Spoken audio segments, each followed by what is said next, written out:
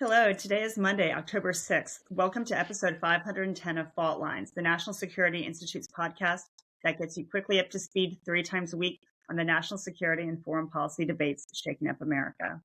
I'm NSI Senior Fellow Morgan Vigna, and I'm joined today by founder and executive director Jamil Jaffer, advisory board member Lester Munson, and fellow Marc Raimondi.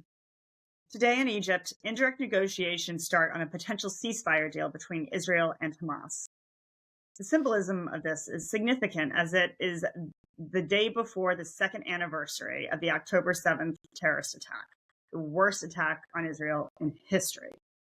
Israel has said it supports the U.S.-led effort while Hamas has accepted some elements of the plan. Under the deal, Hamas would release the remaining 48 hostages, only about 20 of which are believed to still be alive. Hamas would then be required to relinquish power over Gaza and disarm. Former Israeli ambassador to the United States, Ron Dermer, will lead the negotiations, and U.S. envoy Steve Witkoff is said to be joining the talks. The framework is broken up into 2 phases. First, the hostages are released, and then Israel pulls back in Gaza to what is being described as the quote-unquote yellow line. It's essentially where the Israeli military was in August before their latest offensive. So, team, let's get into it. Jamil, our fearless leader. Political pressure on the Netanyahu government is at a fever pitch. Families want their loved ones back, and Israelis want their countrymen returned. Everyone wants this war to end.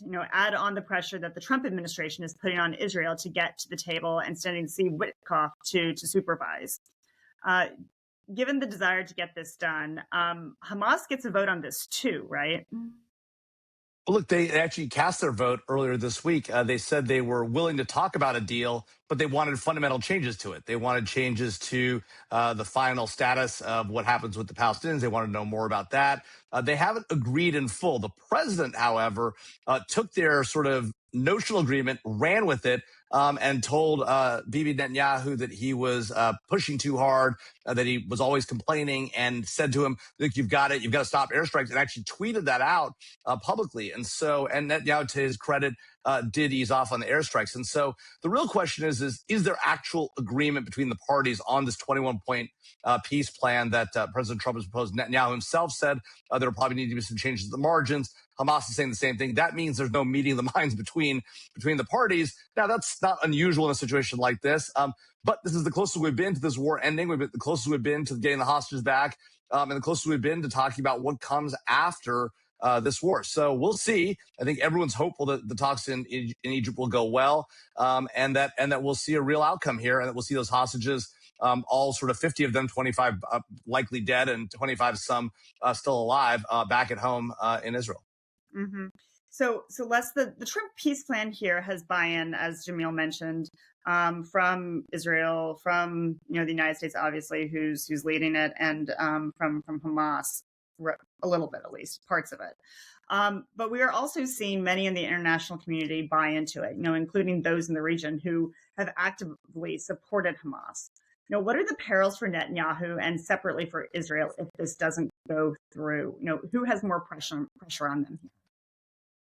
Well, I think there's pressure all around, and what President Trump has been doing is trying to maximize his leverage in these negotiations to put pressure on everyone to come to the table and just keep moving forward. As Jamil was pointing out, like there may be some real hurdles here that people have to get over, but Trump is pushing everyone. Let's start this race. Let's start going around the track, and let's see if we can get over those hurdles. If the big question for Israel is the hostages.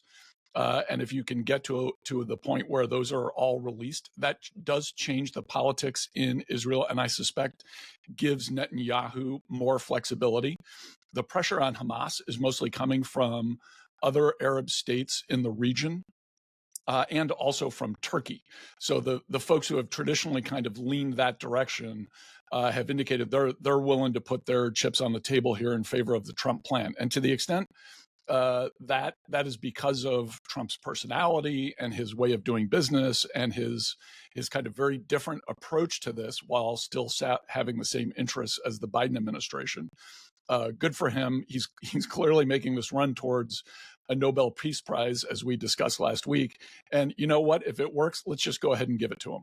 Yeah, the problem, of course, is that the only leverage that Hamas has are these hostages, right? And so they realize it's the only leverage they have. And so this staged sort of process of hostages first, then Israeli withdrawal is going to be a hard pill for them to swallow. It'll be interesting to see what happens.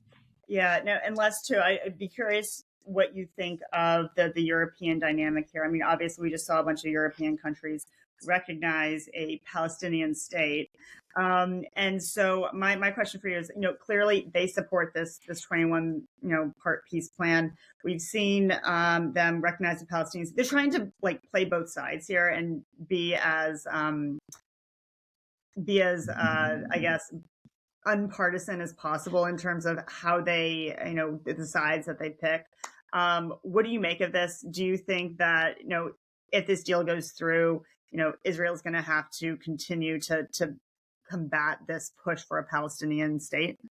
The politics for European countries haven't changed that much recently. Yeah, they've kind of done this fake recognition thing. They've done that before. None of this is really new. This is what the different countries around the world have to do for their domestic constituencies to kind of keep the ball in the air. It's not great, and some of the stuff that they say, you can totally disagree with, but that's the politics of the Middle East. There's a whole bunch of angles on this. At the end of the day, they're lining up behind what Trump is doing. They're supporting his initiative here. That's really the key thing. These other things are largely done for their own domestic consumption. And I think we should give a little, not total, but a little bit of grace to folks as they have to deal with that. Mm-hmm. All right, Marc, let's get real here. We're 2 years into this conflict. The anniversary of October 7th is tomorrow. This terrorist attack on Israel has had massive implications across the globe for Israel and the Jewish people. If a meaningful ceasefire takes place and all goes according to plan, where do you think Israel goes from here? Oh, Morgan, I don't think they have anywhere else to go other than to work with the framework that's been put forth to make every attempt to forge a lasting peace. But I think most importantly, in their mindset is keeping something like what happened October 7th forever happening again. I think it's important for us to remember the scale of October 7th on Israel. Let's put ourselves back in our 9/11 mindset, because that day on September 11th, 2001, we had 3,000 of our fellow citizens killed within a couple of hours. And that trauma reshaped U.S. foreign policy, security policy, hit the soul of our nation in a way that probably hadn't happened since the Pearl Harbor attack 60 years earlier. And I bring this up because if you look at the difference in scale of our populations, the October 7th was equivalent to about 15 9/11s in a single day. And in order for that scale to be mindful with 9/11, that's about 44,000 equivalent deaths that would have had to happen in 9/11 to equal that scale. So, And it doesn't even count the hostages, right, Marc? well, there was about 250 hostages, 251 if I remember correctly. And you've already mentioned that some of those are unaccounted or still in captivity today. Yeah, no, I think that, Marc, that's a really good point. And while I think that many of us are rooting for this ceasefire to succeed, I think time and time again we have seen Hamas backtrack and not want to lose their leverage here. And their leverage are the hostages, right? And so, Jamil, back to your point, I think if the hostages are released, this is going to be a major breakthrough. I do expect that Hamas will probably try to wiggle their way out of this one way or another. And I fully encourage all of our Arab partners to hold their feet to the fire, because ultimately Hamas is going to be held accountable one way or another. So with that said, thanks to Kelly Crowley, Taylor Lane, Claude Jennings, and the NSI staff for their help in producing today's episode. Join us on Wednesday, October 8th, for another episode of Fault Lines, the National Security Institute's podcast that gets you smart fast on the national security and foreign policy debates shaking up America. We're on YouTube, so check out our channel for a video of today's episode. If you like what you heard or saw, be sure to rate, review, and subscribe.